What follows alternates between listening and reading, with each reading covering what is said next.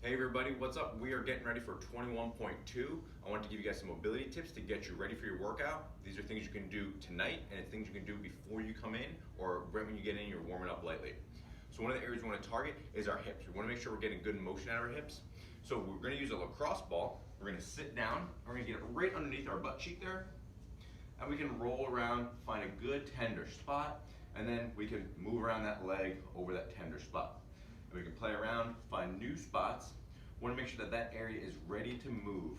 Even though we don't want to do a lot of hip hinging when we're going down into our burpees and into our snatches, we do want to bend our knees, but we do want to have full motion because when we're coming out of those positions, coming out of the burpees, we're going to be down at that deep squat.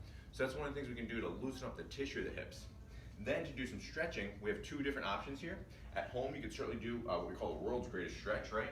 So we're gonna be in this nice long lunge, and we're trying to drop our elbow into the instep of our foot, right? And that's just really getting this nice shape of this position. Think about this little squat position I'm gonna come out of too, right? So we're just doing it one side at a time. So we can certainly stretch that out like that. Or we can do it once we're in the class with the box, right? So we can step up onto our box, and same thing, try to get to that nice deep stretch, really get that full expression of that hip flexion motion. So that's how we're gonna work on getting your hips warmed up. The other thing we know is gonna happen is our shoulders are gonna get a little tired, right? Because we're gonna be doing that overhead lifting. We're gonna do those push-ups off the ground during our burpees. So we're gonna use a ball and we wanna get right on the back of the shoulder, right along the seam of our shirt. And we're gonna lay down, we're gonna put our ball behind our shoulder, and the weight of my arm is probably not enough. I probably have to use my other arm to apply a little pressure and find a nice tender spot behind my arm. When I get there, I can stay and breathe, and then I want to start to rotate this arm forward and back. This is actually just a great exercise for anybody who's having shoulder pain. There's quite a bit of relief people get from just working on this tissue along the back of the shoulder. So we're right at the back of the ball and socket. It's kind of along the seam of your shirt right there. That's how we're going to get into that area. The other position that limits our overhead is underneath into the armpit. So between our shoulder blade and our rib cage, we want to get the ball right into that seam. We want to get inside that seam of the shoulder blade and the rib cage. So we're going to place that right there. We're going to lay right in our side on top of it, wiggle around until we find our tender spot, and then when we get there, again, we're going to work on some rotation of this arm forward and backwards. Now with both of these, make sure your elbow is staying about 90 degrees and you're rotating your arm, not straightening and bending your arm. That's not the mobilization. We want to rotate that arm.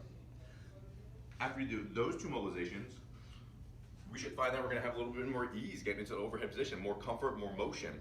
So that posterior part of the shoulder with the ball, and then between the shoulder blade and the arm. Then, to get some stretching in those lats and into that tricep, a great way to do that is we just use a wall. I'm just gonna use the post because it's what's here. And we're gonna get into a traditional tricep type stretch.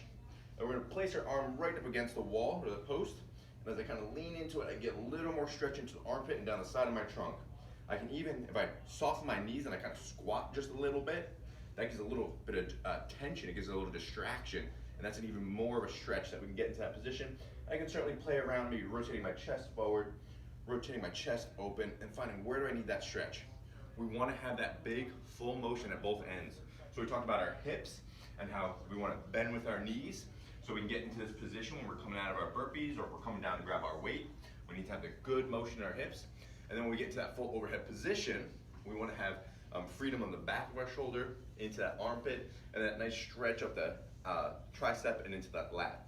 So those are a couple things you can do. These are also going to be great recovery things.